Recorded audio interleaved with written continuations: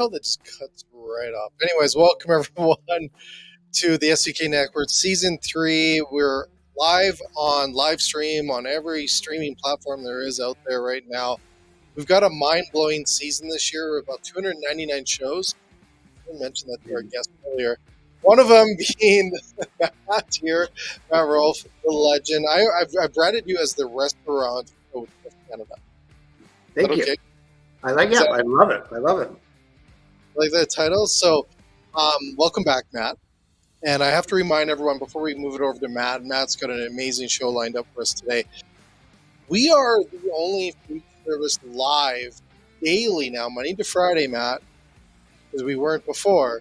Monday to Friday at 3 p.m. Eastern time. So instead, because Ellen's gone, Oprah's gone, we're going to replace that time slot now of your binge watching TV shows with our SDK show, and we're going to bring you everything in food services as our motto. We have shows like we are up today with the restaurant coach, to shows, cooking shows, to marketing shows, you name it. We have a ton of different kinds of shows that are out there. Also, I got to remind people, just next week we have our pop-up studio, so we actually go to places too. We have a pop-up studio that's going to be in Ottawa at the Ottawa Food Show that we're having there with Cisco. We're going to be there. We're going to be interviewing tons of people around that in Ottawa and local restaurateurs and all the good stuff. And then the following week we're in Terroir at the Terroir Festival in Calgary. Yep. And then we're taking a little break for 1 week, and then we'll be back with 297 shows to go. But anyways, Matt, y'all like, I've never been this planned, right? You're all like, I love it. No, I love it, Jim. When we think about if you are an operator in Ottawa, I talked to the team there last week. We're doing a keynote talk, and it's sold out. Yes, you are. You're there. Yeah, they've opened up a second talk. So the team there is working on it. So I think they had 180 in the room, and it sold out instantly. So we're going to do a great keynote talk there and fill that second room as well. And then those that are in Calgary or Western Canada, the Terroir Symposium is absolutely stacked to have a different conversation for operators out there for whatever space of the industry you're coming from. And I can't wait to get back to Calgary and have a chance to talk on the stage with 57 other speakers. It's going to be great. I'm excited just to continue to reach more people. So good stuff. I mean, we do follow each other across Canada, Jay. I know, we actually are. And you know what's interesting? You just have to say you're the best, so you don't have to watch the other 57. So anyways, so Matt, I'm going to move it over to you, as I'll be doing some of the stuff on the back end, but I'll be here as well to ask great questions. We have a great topic today that you're tackling, which I cannot thank you enough on bringing this forward within our industry more and more. You're making it okay to talk about it, and I love the conversation you're going to have with these amazing leaders that we have on the show today. So I'm going to move it over to you. So Matt, who and what are we talking about today?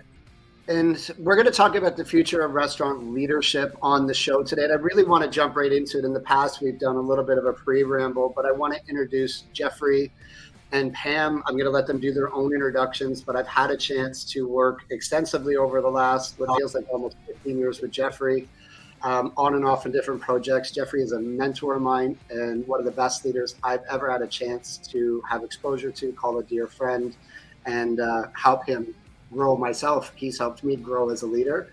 And Pam is someone who I've had a chance to do a strategy session with Pam recently as we really look to bring value to food service operators as we move forward. And it was one of the most enjoyable, real, vulnerable, genuine sessions I've had this year. And I think we broke 120 sessions. Right after that session, I reached out to Pam and said, will you be one of my guests? And she said, yes. We just filled her in on some of the details of what this is all about a couple minutes ago, but she's excited. So I'm going to let Jeffrey, I want you to answer two things, because there's people watching this and their question right now is, hey, can I get value for the next hour of my time? And so what I'd love you to jump into is, first, what's the number one leadership lesson you've learned personally over the last couple of years on your journey? And then can you introduce yourself and your company and the work that you do? And then Pam will do the same with you right after Jeffrey's show. Sure. Thanks, Matt. And thanks for taking the time with all of us. Critical topics. I think one of the most important lessons that I've learned is to ask really meaningful questions about why you want to be a leader, what kind of experience you want to create for the people that you're leading, and really what kind of leader you want to be. And then the important part is answering those questions. I think, stepping back and really getting clear for yourself about what it is that's most important for you. There's so many things you could do, right? You could own different kinds of businesses. You can lead different kinds of organizations. But asking that question, why do I want to lead? what experience do I want the people that I'm leading to have, and ultimately what kind of leader do I want to be, provides just remarkable clarity. Every time I work with a leader and ask those questions, it turns into many hours, some tears, and fascinating insights that lead to incredible outcomes. So my name is Jeffrey McGuire. I'm the CEO of Pulse. We are a global engagement organization focused on creating sustainable behavioral change. I also grew up in pubs. My father had pubs and bars from the time I was 3, and it's an industry that I know and really love. And Jeffrey, and I love that, and we're going to get a little bit more into what Pulse does, but can you tell me, why do you want to be a leader? Because I know your organization is set for some pretty significant growth, as it always has since I've met you, but more on the human capital side as you grow your team and continue to expand your business. So, you've run a successful business for decades now, but it sounds like you're ramping up your people significantly. Why are you choosing to have that human capital scale right now? Based on the challenges that we're seeing when it comes to leading and attracting people to any company. So the pandemic for us drove a significant amount of growth. We have a software capability that connects people remotely, and so obviously that was a time when it was in significant demand. My vision for the business has always been to create sustainable behavioral change in large populations. How do we help large groups do things differently, better, more adaptively? And to get there requires a combination of elements, right? To help people change requires a combination of technology and psychology, belief, understanding of human behavior. And I want to lead an organization who invests themselves in that pursuit, because I think it's one of the most valuable pursuits we could invest ourselves in. Helping one person change, if you've ever been a coach or a teacher in any capacity, is magical. Seeing them shift, seeing them emerge, thinking back on the people who helped me change and grow and who do every day, that's magical. And so I am so grateful to be able to lead an organization focused on that kind of creation of magic. Love it. Love it. I'm excited about that. And Pam, if we'll bring Pam forward in and to introduce herself. So Pam, over the last couple of years, GS1, your path, what has been your biggest lesson as a leadership lesson that you've learned personally? And why don't you tell everybody a little bit about yourself in GS1? So first of all, I'm really glad that I did ask myself some of those leadership questions that Jeffrey talked about earlier, because a couple of things that I really already knew kind of in my life as a leader was everybody has their own story. Everybody comes to work with something going on in their lives. And I think over the last couple of years with COVID and people being isolated and having to make choices, that backstory becomes even deeper and more profound and more impactful on their work lives. It became more difficult to separate personal lives and work lives, because you would see it every day on a Zoom call. I remember having a really important meeting where a young child just walked in and gave her mom a big smacker right on the cheek and gave her a hug. And it was just like, oh my gosh, how business has changed. But it really taught me that you have to be patient.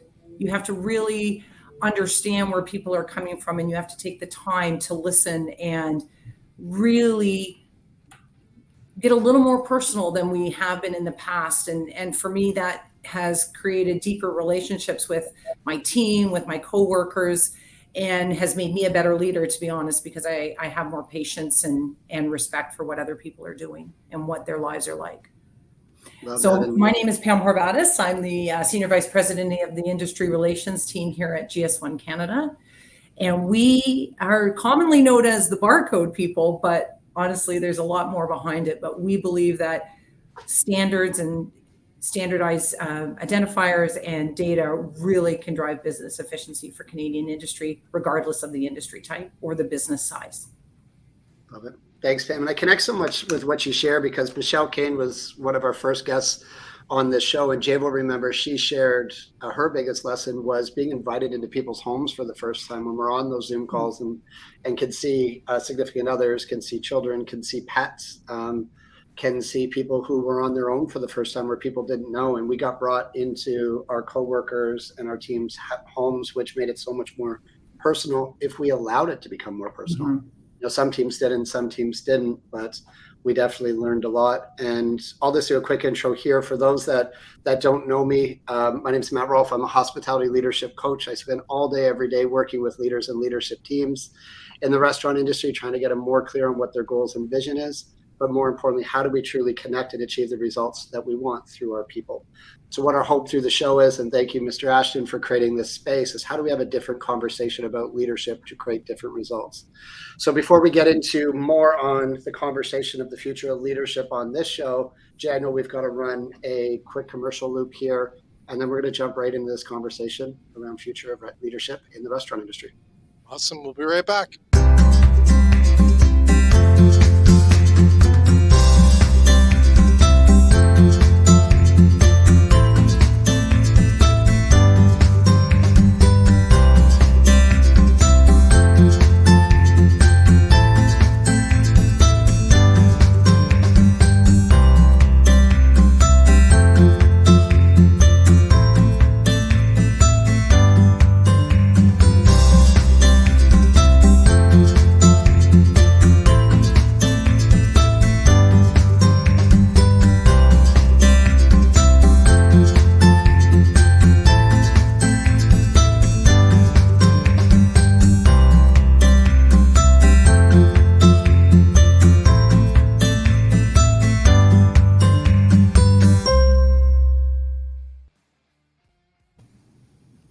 I love that's the first time I've seen that one, Jay. Me too. Yeah, fantastic. I love a little hook there. I'm like, I want to learn more about this stuff. That's what our other company does. We need to find all the cost savings possible.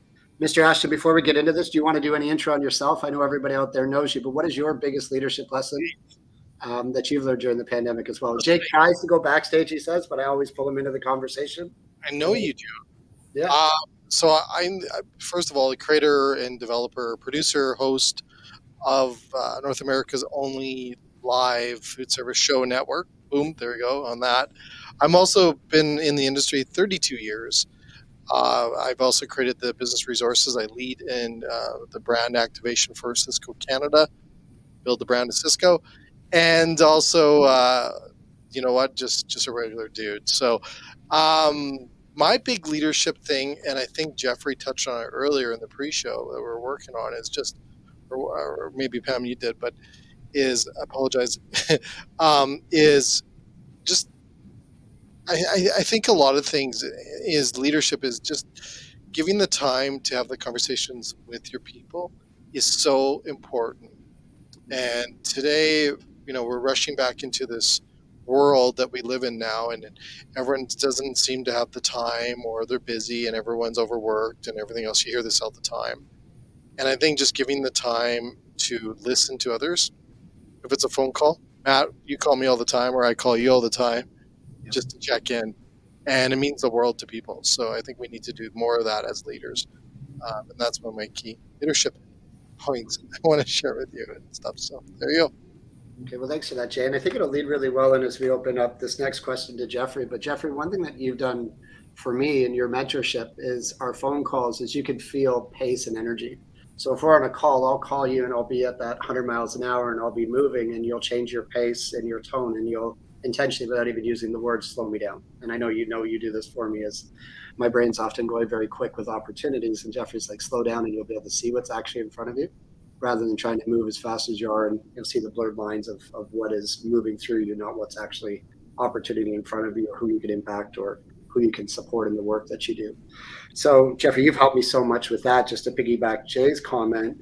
But how did the pandemic change leadership in your experience? And I think what we'll do is we'll kind of go back and forth between Pam and Jeffrey. And the goal of the show is to try to really add some context to these questions. But what have you seen that's changed in your experience over the last couple of years, and especially last year as our industries have reopened? Sure.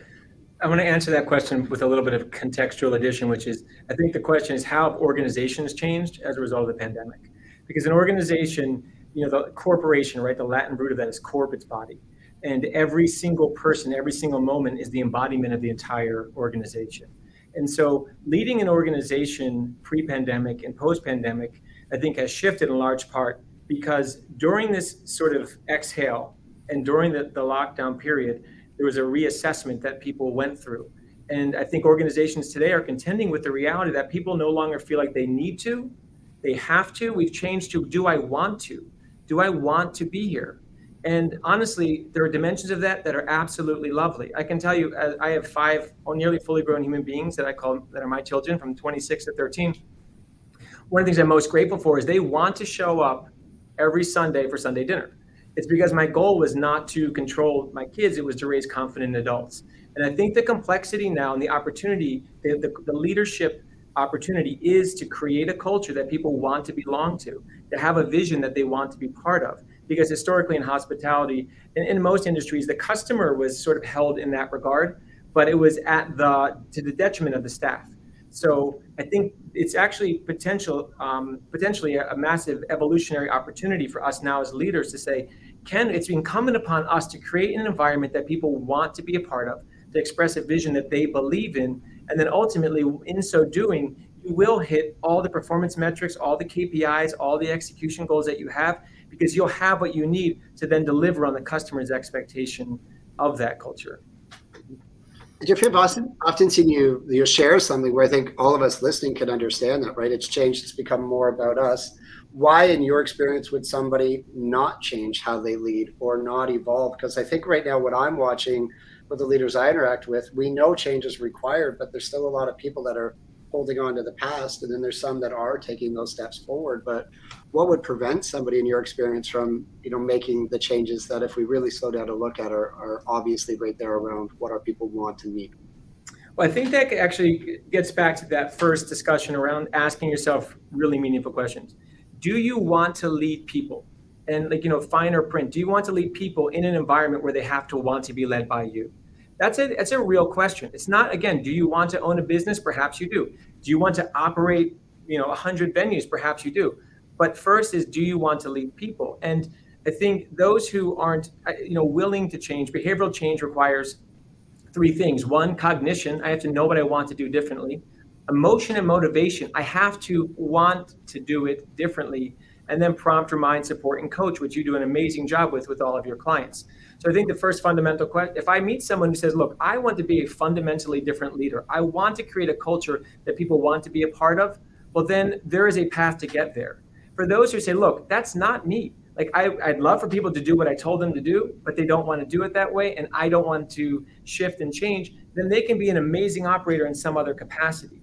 So I think the first answer to that question is, if you look at what it takes to change behavior, you have to know, you have to want, and then you have to be coached through it. If they don't really love and want to love people, support, engage, all of those things, then maybe there's another opportunity for them to build wealth in some other environment. And we are live now, and that's the first time where Jay might have to believe me, because that's just one of those things that lands. It's like, it's oh crap, like that. The have to want to side is what I'm watching, right? Like, we all have so much awareness. So many leaders I get to work with are high performing. They're reading, they're aware, but what really lands from what you just shared is the want to evolve and change and lead differently. And I think it's a battle right now on some senior leadership teams, or for watching leaders themselves.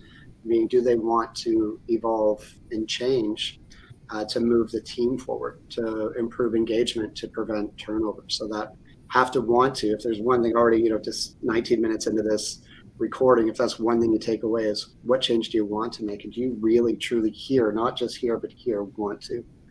So Pam, I'll shift over to you now when it comes to how have you seen leadership change in your experience since the pandemic? And even, we've got a good set of months now, 6-12 months coming out of the pandemic, but how have you watched leadership change? You engage with so many incredible organizations through GS1, and also have an incredibly large organization you lead yourself. What's changed the most for you when it comes to leadership post-pandemic? Well, I do want to answer that question, Matt, but I do want to just make a comment about leadership. I mean, certainly you can want to be a leader, but you can only really be a leader if you've got followership, right? And if you don't actually make that sort of distinction that people want to be with you and follow where you're going and want to go the path that you're trying to lead them on, it's hard to be a leader. So if you don't have that mentality that leadership isn't directing, leadership is empowering and bringing people along with you, then you're not going to be successful as a leader. And I have to admit, that was some of the learnings that I had to have over time. And when you choose to be a leader, you can choose to be a business leader, you can choose to be a people leader, you can be both, right? And you have to think about that consciously as you're making your career choices and the path you take. But the changes that I've seen in leadership, I've really found that our best leaders are really open They're open to different ideas. You made the point earlier about they're reading, they're absorbing what's going on. They're not kind of stuck in the way we've done it. They are really, the people around our board tables really seem to be open to that idea of change and looking beyond where we are today and going a couple steps ahead, so that not only are we moving through the challenges we have today, but we're also preparing ourselves for the future. And that's one of which you shared. And I go one thing, and Pam, you and I have talked about this, right? That COVID didn't necessarily, or the pandemic didn't create new challenges, but it magnified pre-existing issues. Mm-hmm. When you're both sharing there, I'm still seeing Simon Sinek, if we've all watched his Start With Why TED Talk. And he's got this really dramatic point in the TED Talk where you have to find people who believe what you believe. I've had a chance to see Simon speak a bunch of times, and he goes right back to that side. If you don't have people who believe, but if for them to believe, you've got to believe, right? We've got to create that clarity in the direction and the future and the vision for our teams, and then we can rally people around our belief. But I just thought, as you're both sharing, I saw this visual. Sorry, Jeffrey, you had something. I'm just building on that. If you have an aligned vision that people want to be a part of, I think it then becomes, how do you bring that to life every day? Mm-hmm. So are you asking of your staff something that's reasonable, right? So if they believe in the vision and you stack them with too many hours or a lack of recognition, or you don't have, again, that culture of appreciation, you may be able to get them in the door, but you'll lose them through the other door. It's not that they won't believe in you. And they may even say afterwards, no, I really believed in what they were trying to do, but gosh, I just couldn't insert here, work that many hours, handle that much stress, handle this or that. So it is that combination of creating a vision that people want to be a part of, and then asking yourself, how do people feel in my presence? How have all of the interactions over the last week left people standing behind me? If you can create an environment where you have a vision people believe in, and then every engagement, or as many as possible, you're leaving them more empowered. If you think back to the teacher that you loved or the coach that you loved, you don't remember the specifics, but you know how they made you feel. And so that's that. I think that, again, that back to that magic, they believe in the vision, and you're creating an experience that they can experience themselves for a long period of time. Mm-hmm. We talk often about creating value for our stakeholders, and our stakeholders are also my colleagues and our employees, right? There's so much time spent at work. You have to create a value proposition for people to be in your organization. And I'm not just talking money, but to Jeffrey's point, that whole feeling of belonging, of contributing to something greater than they were before. It's funny, my son told me one time he didn't want to go into business because he didn't want to be a cog in the wheel. And I went, wait a second, business has created a pretty nice lifestyle for you. Now, future looking, he's now a territory manager in selling, but it's giving people an understanding that it's not about being in the cog in the wheel, that their contributions are valued, that they're valuable to an organization, and they are making a difference. And I just love that we're bringing that word feel forward, into conversation. Like pre-pandemic, I would hear it from leaders like Jeffrey when we were doing work and talking about how do we make somebody feel, or some leading thought leaders, but it wasn't a common conversation. And to bring some context, when I had a chance to meet with Pam and her team at her office recently, they changed the whole environment. So they have this large office. We've got a big conversation for the day. You made our team feel comfortable. We moved the conversation to couches. We made it casual for the first hour. Then we moved to whiteboards. And what I took away from that meeting is all of that setup was intentional. It didn't just happen because there was couches there. It was intentional why you selected that boardroom out of the however how many you have in the office there, which I haven't seen them all. But what I really appreciated was how much went into coming into your space, how you made us kicking off a project feel comfortable. And it was something that our team felt by design.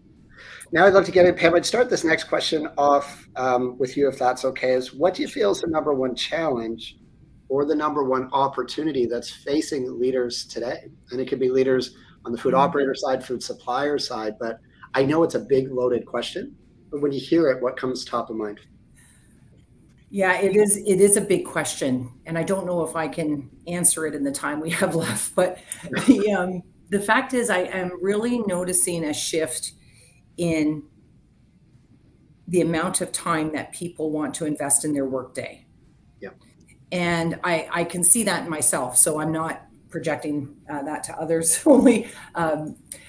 And so one of the things that I'm really thinking about is how do I help my team and those who my team interact with work smarter and not harder.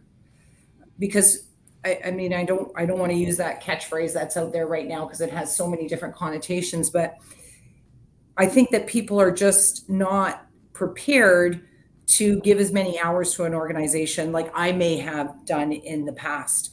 And I think that's a lesson that we have to adjust to, like as leaders.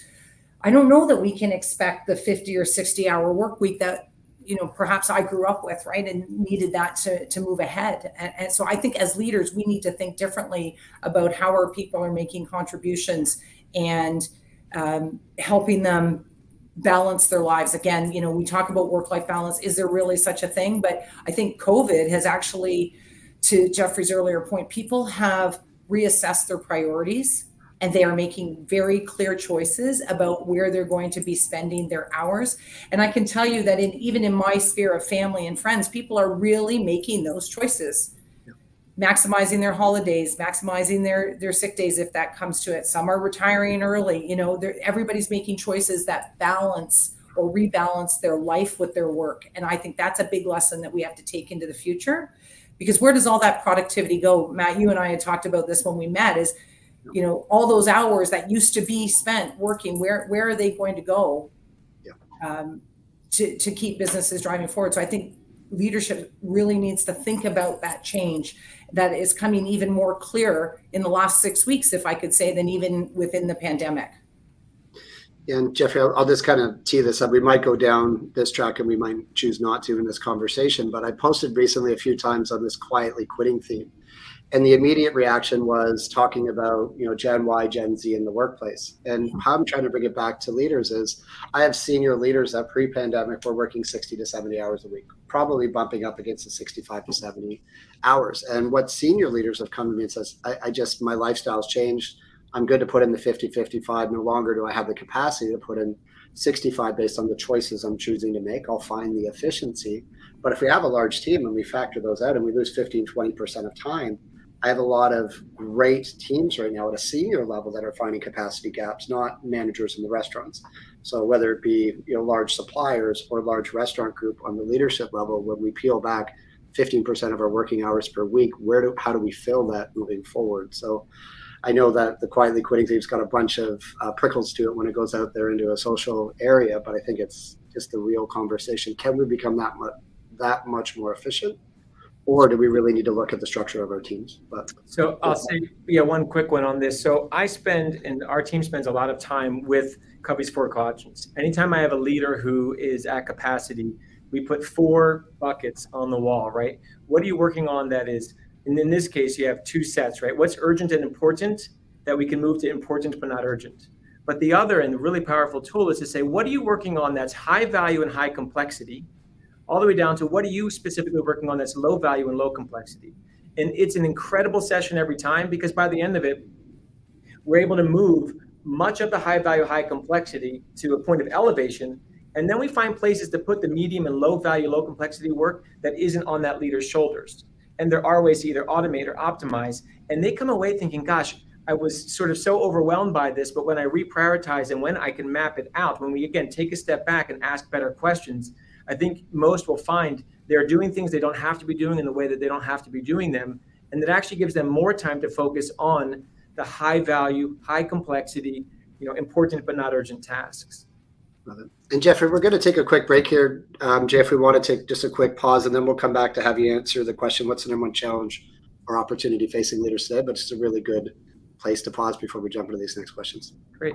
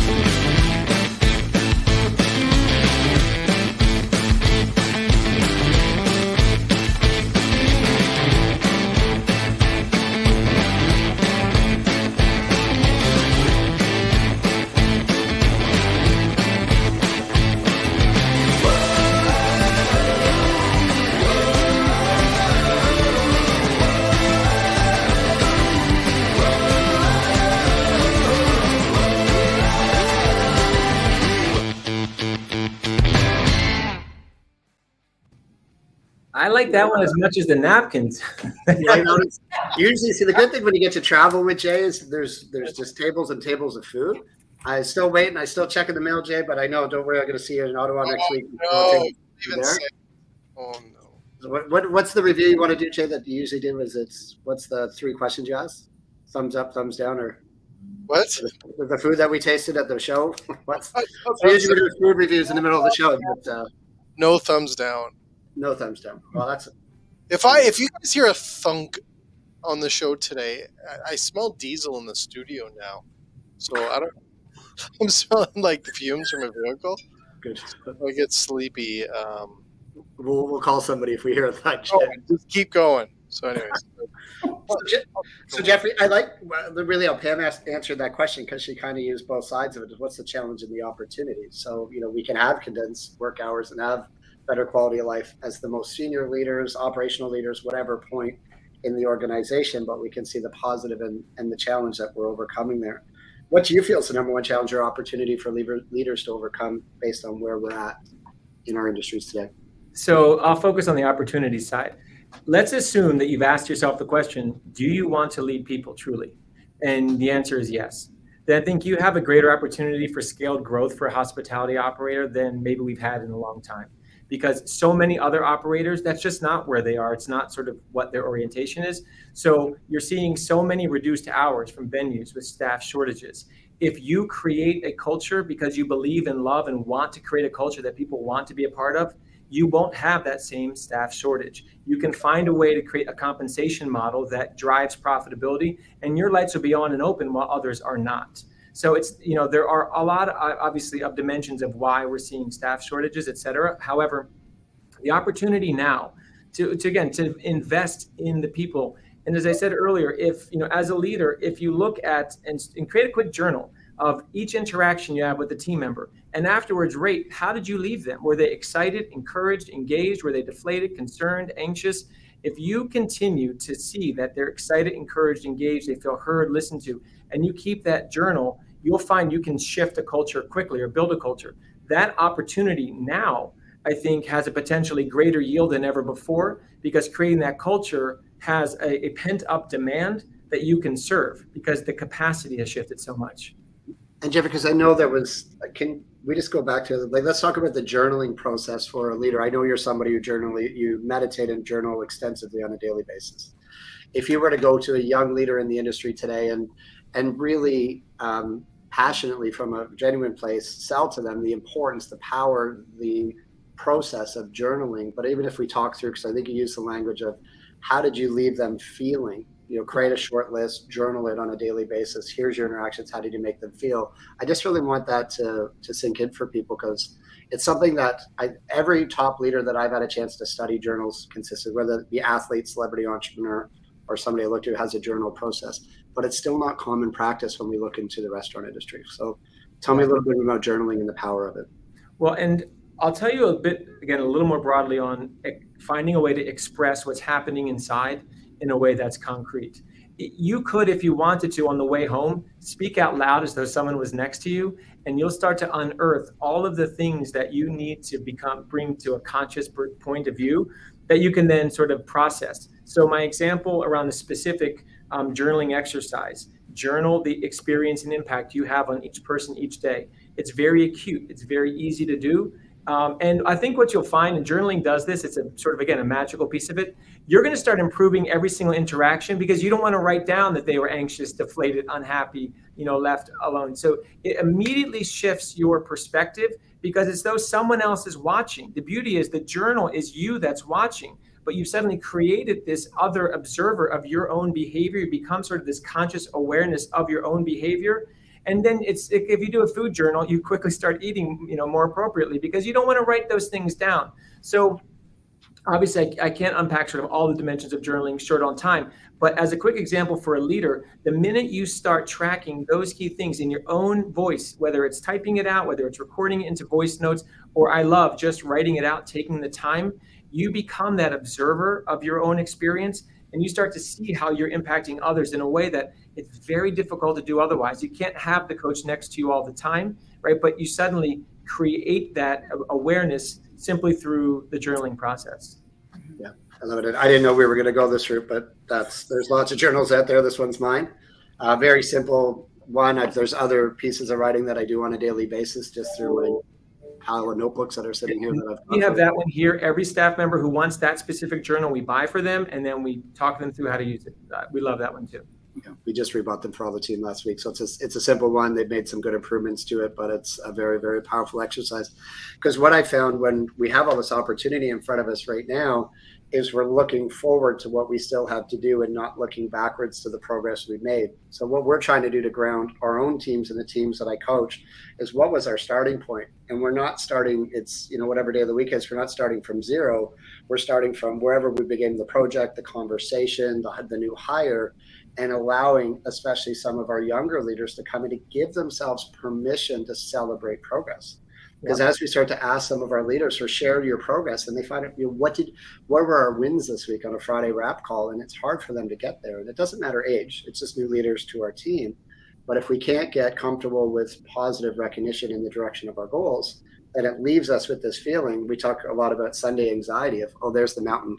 Sunday night comes and I'm not sleeping well because the mountain's there to climb. The mountain's always going to be there if we're doing great things. But how do we recognize the progress that we've made, not necessarily the horizon that we're running towards? Can I jump in? Yes. I was listening away. I think we're all going to say something. Yeah, let's go a little bit further there. Yeah. I was gonna say, first of all, I'm going to attempt journaling again. So thank you, Jeffrey, for all the comments around that, because I'm going to try it again because I think it's important too. I have once, way back in the day, did it for food. Surprisingly, I got food poisoning during that time, so I was able to find out who did it. Anyways, I was going to mention on the whole thing on that Sunday, Matt, because I have enormous amount of anxiety, and I don't know if it's PTSD and stuff like that from Sundays. But how do you get over that? Like, because, God, if you could give me the recipe on how to fix that on Sundays, and it's not even a mountain, it's just Sundays hit. And I'm thinking about Monday, Tuesday, and the week ahead. But what do you tell people other than, there's a mountain there, but what are the steps to climb it? What is some things or tips or things that you can share with people? Because I tell you, Sundays is one of my worst days. And it's not even the fact I'm going to go to something that I hate to do. I get to do this. I love this. Yeah. But it's that anxiety and that stuff that just I like.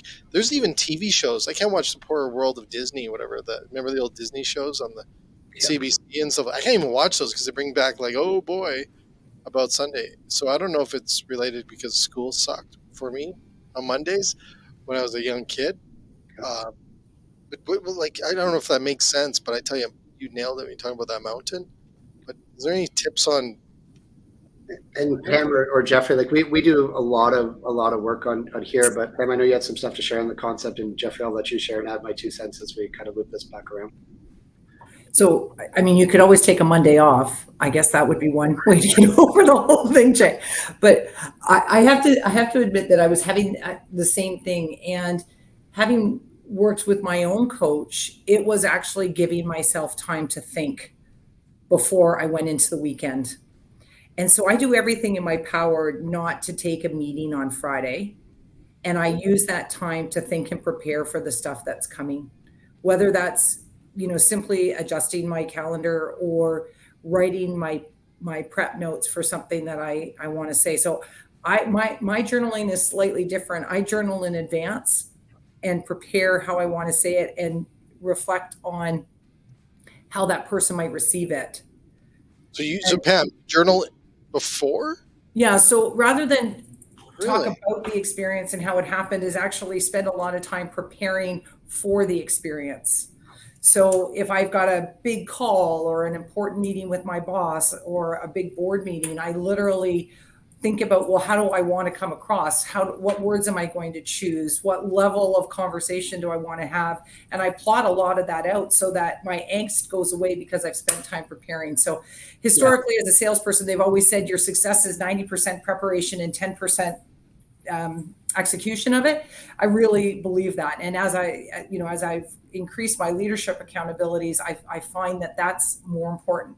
So when I know my angst raises when I don't have time to think and prepare, and go into a conversation, into a meeting with the right kind of thinking. So Matt, you talked about the fact that, we set up a certain room. Well, yes, because we wanted to get to know you. We knew we wanted to have a computer screen. We knew we might need a whiteboard. We were really thinking about what we felt the day was going to go through. And I was going to add something about leadership too. Is I had a great boss when I worked at Kraft, and he said there are times you have to lead from the front, which means you have to be out there. You have to demonstrate. You have to show people. You have to get your hands dirty. You have to roll up your sleeves. And I'm also finding that when I'm coaching my team, I'm trying to coach them in the same vein of what I'm trying to do to make their lives easier. So making sure it's not just about your leadership, but how do you train the leaders of the future to think that way too? I couldn't agree more. Anxiety so much of the time is a result of uncertainty gone awry. So if you asked yourself specifically, well, wait a minute, Jay, what am I anxious about? Well, I'm anxious that blank. Okay, well, what can I do to address that? Well, I can do this. One of the things that I do a lot with team members is ask them, well, who would you have to be able to be the person who wasn't anxious? Who do you have to be the person who could show up? And honestly, the answer comes most of the time really quickly. So if it was Sunday and we said, okay, what are you anxious about? And you wrote it all down and we said, okay, well, how can we address each of those? My guess is you would have the answer. And back to the journaling piece, when it's floating in your head, it seems so unmanageable and unrealizable. Yeah. But back to my point about the high value, high complexity, the leaders are always shocked, honestly, at how few things wind up on the board. Like that they absolutely have to do that are high complexity, high value. They go, well, when you put it this way, it doesn't seem so bad, right? So I think that anxiety gap that we can close starts with, to Pam's point, once we articulate what it is we're anxious about, it's so easy then to prepare. Oh, well, it's these 4 things. Great. Well, how do we solve those?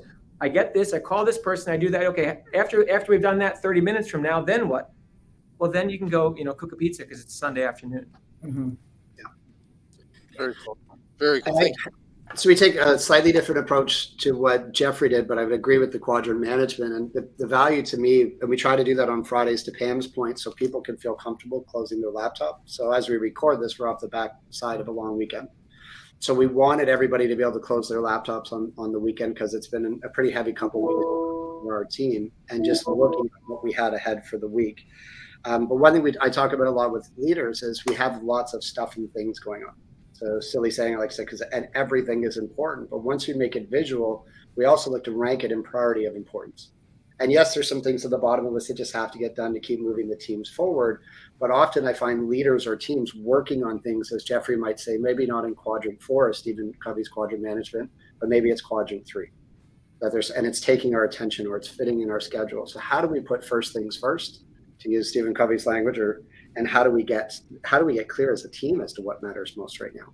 So what I'm seeing for restaurant leaders is they're not clear as to what's most important. And Jeffrey taught me this. What they feel is most important are sales, profitability, and cost, because that's what we're measuring. And what we're not, so Jeffrey said, what we measure gets attention. You took me through this a couple of months ago, Jeffrey, although you don't even know that you did it. But what we measure is where the behavior improves. I've known that for years. But right now, our biggest challenge is on the staffing side, and we're not measuring staff engagement. We're not measuring retention. We're not measuring turnover. But if that's what's most important for our teams, that's what we need to bring to the forefront. Matt, can I ask this? Jump in here just quick on that, because I find that fascinating. Because I'm trying to figure out what's going on. I've tried to be as much as I can in the industry and out in the field. But is that really happening right now, that we're disconnected that much with our employees in restaurants? That we really... The biggest pushback I've had, and I'll let Jeffrey and Pam share, with every leader, senior leader that I've met with, entrepreneur, president, C-level, whatever the title is, I said we have to go back and reset the expectation with our people because it has changed during the pandemic. We have to make sure we're in agreement with our people as to what the expectation is and how they're successful in their roles. And most leaders' responses is, to be honest, and most have swore at me when I've said that, is I don't want to do that again. I've had to do that. And I said, I completely understand how you feel, but it's not really your choice. We owe this to our people. Jack Welch taught me this at a session I got to sit in with Entrepreneurs Organization, is you owe it to every single person that works for you to let them know exactly where they stand and what's expected. You know what? I knocked me off my chair. Yeah. I just want to mention this because I remember this. I'm not going to mention his name, but he does work with me still. And he always used to say, when I had a team in Calgary, he used to always say, "Don't assume that they know what they need to do either." Right? There's that assumption that they know what they're doing, they're good. Mhm. It's not the case. And he always said, look at what they're doing, ask them, and then compare that to what you think they need to be doing. And it was always wrong. It was totally different, not wrong, but Well, totally and, different. Right? and Jay, to your point, think about what it takes to lead and create an army driven by draft. They have to join. And take that same organization that led an army because they had to and say, okay, now we want you to create a volunteer army. Yeah. They have none of the background, none of the skill set, none of the understanding, right? They have all the rooms and the buildings and the infrastructure, but they don't have the culture and the vision, right? So to go from you have to I want you and need you ultimately to want to, that's a fundamental shift. And Yeah. so we're asking, and the industry is asking, and the world has now woken to the leader to say, no. This is what we're demanding of you now. If you still want to be a leader, when you don't get to tell people they have to report for duty, they have to want to show up at 6 in the morning when it's 5 degrees or -5 outside on your behalf. That's a very, very different requirement. And that, I think, in the end, for humanity overall, is lovely. Like where we're going is exactly where we need to evolve as a people, but change is challenging along the way. I got to, Jeffrey, first, I agree 100% with you. And I love that because one of the big things that, sorry, Matt, I'm going to talk about myself a little bit here, but in this whole leadership thing is that, so I went from leading a small team in Calgary to leading without authority 80 people on my team across Canada. We had all these different things. This is before COVID. And I had no authority. They had their own bosses, but they had to follow what my vision was within the department. And I tell you, I almost think that every leader should have an opportunity to lead without authority.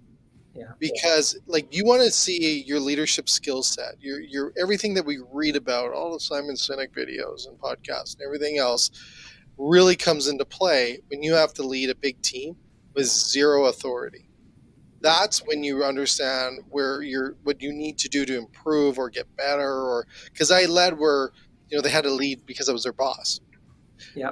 80 people didn't have to listen to me, but we turned, and I had that bejesus moment, I would say, about my second year leading them, because I was leading with the iron fist kind of thing, let's say, in that model, and then that was getting me nowhere.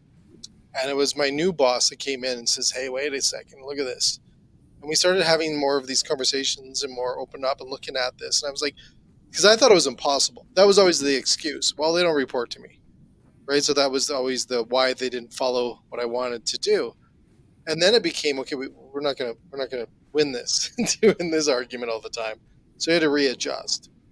But I tell you, we had one of the best departments in all of our organization. Even from the reports that were coming back and from some analysis that we did with them and what they thought and everything else, we crushed everyone else. Not one of them reported to me, and it was this whole thing that we had to change, and we had to open up every door there was. And I just kept not being this focus of attention or meetings or anything. It's all about them, and it was. I just wish every leader, because today's leadership, when you see it today and they're your boss and you got to do what they say and everything else, you want to really find out a good leader is to do that for, I think it was like 7 years. And there was so many times I wanted to say, it was your boss, right?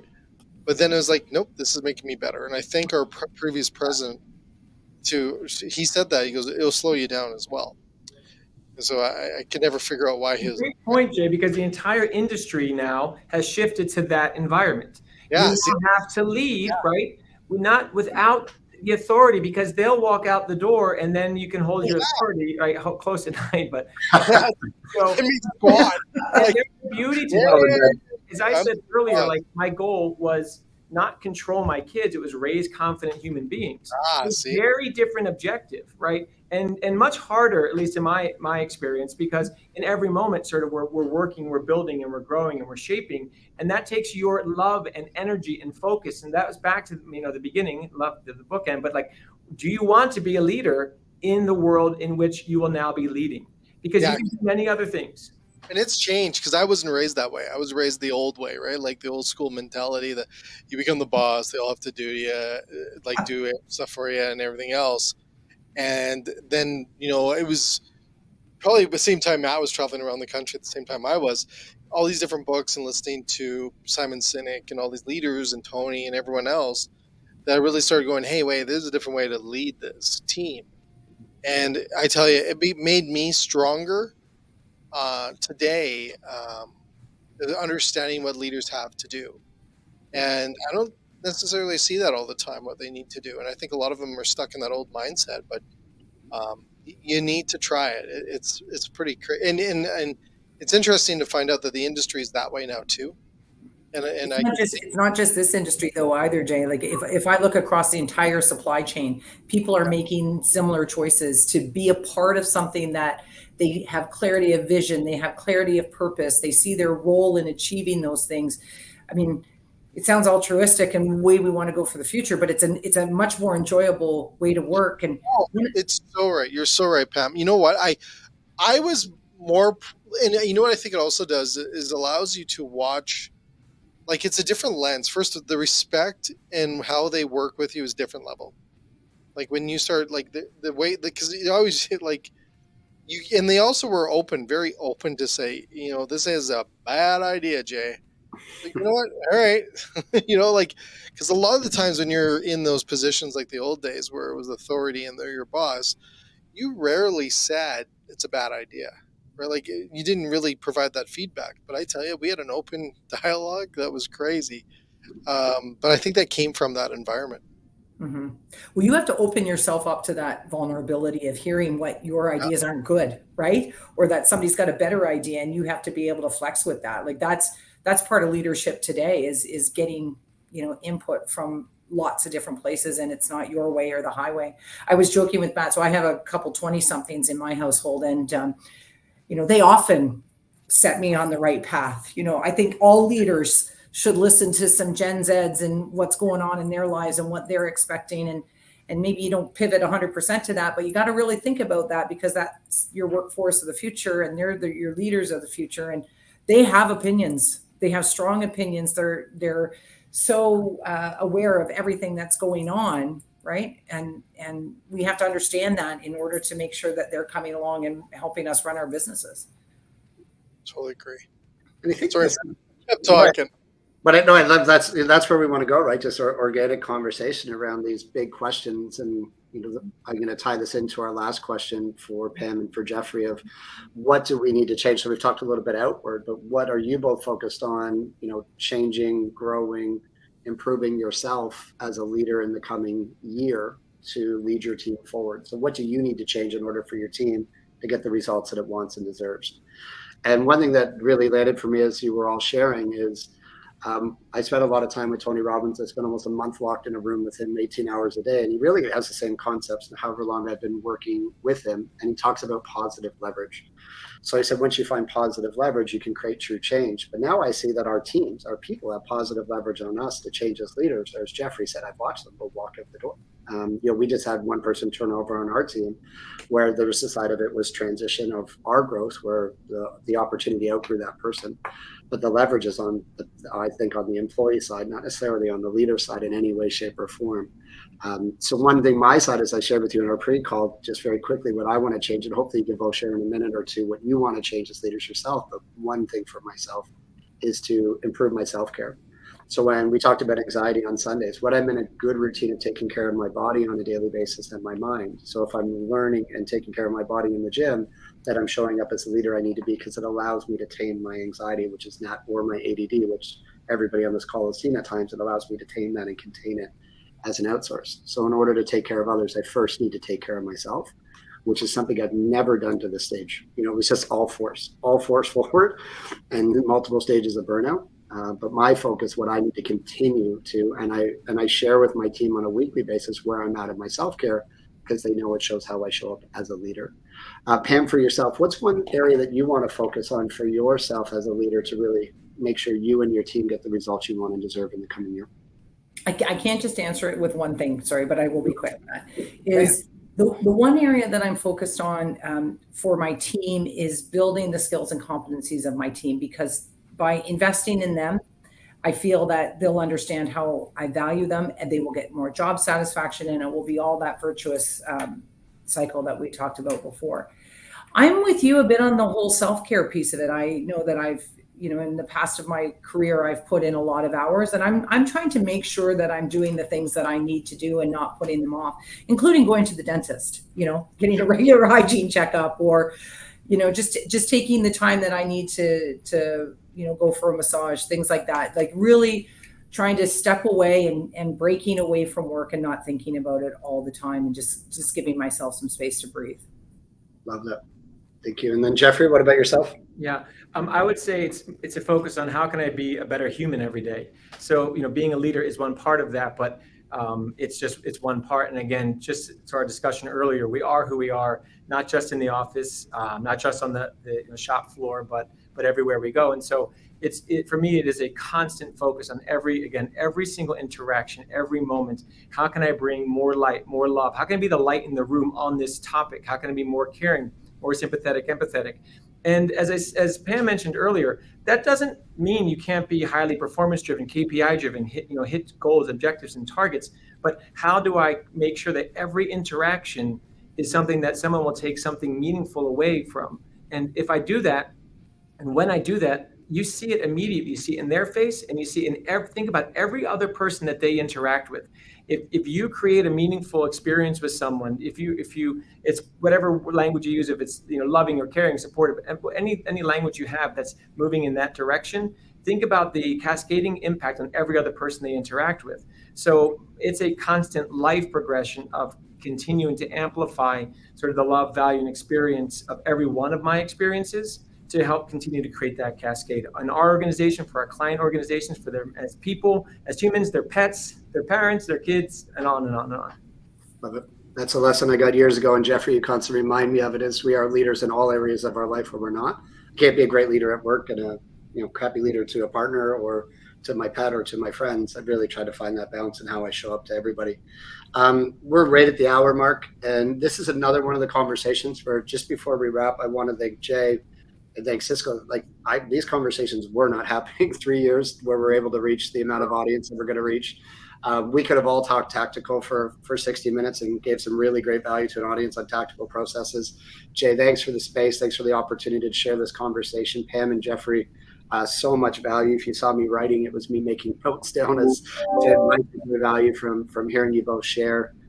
Grateful to have the four of us on the call today, and thanks to Jay and to SVK Network for creating the space for us. So grateful to be here, guys. Thank you so much. It was a pleasure. Thank you. You guys away. And then Matt, let me just wrong button. I'm getting rusty. So anyways, first of all, thank you, Matt, for a great conversation today, and just outstanding. For everyone else that enjoyed today's show, we're back tomorrow again. Actually, we have a new marketing show tomorrow called the Brand Fist Bump. That's Brandon? It's Brandon, yeah. So he's a rock star. If you're out there, I encourage you to check him out. He's a dear friend in the industry, and he's an absolute rock star. He's amazing. So we have a show tomorrow with him, and then Taylor's back with the Restaurant Business Show. We're going to talk on Friday. This will blow your mind. Restaurant budgets and budgeting in restaurants for the new year. The difference is you're going to talk restaurant budgets with Jim Taylor, the master of talking that conversation. He's going to bring it in a different way. Yeah. Crazy. So we're talking budgets with Jim on Friday, and then next week we're in Ottawa, like I was saying earlier. But for everyone else, if you head over to Cisco Canada's YouTube channel, make sure you hit the subscribe button, follow us, and because then you get notified when our shows are up there, or on my own LinkedIn. If you want to follow myself, Jay, on LinkedIn, you can. And then if you want to go over to Cisco.ca's website, you can see all the other resources, all the cool tools we have over there to help you really continue to move forward with the industry. I think Matt's got a book on there too on our website somewhere too. So he does as well. So there's a plug, Matt. And then everyone else, like I said, see you tomorrow at 3 p.m. Eastern time every day, Monday to Friday. Matt, we're live. Love it. Thanks, Jay. So to everyone else, have a great rest of your day. Oh, Brandon was listening too. He says that. So he's warming up for tomorrow. He's nervous, I'm sure. But he's going to crush it. Yeah. So we'll see you in the after party, Matt. And thanks everyone else. Take care and support our industry. Cheers.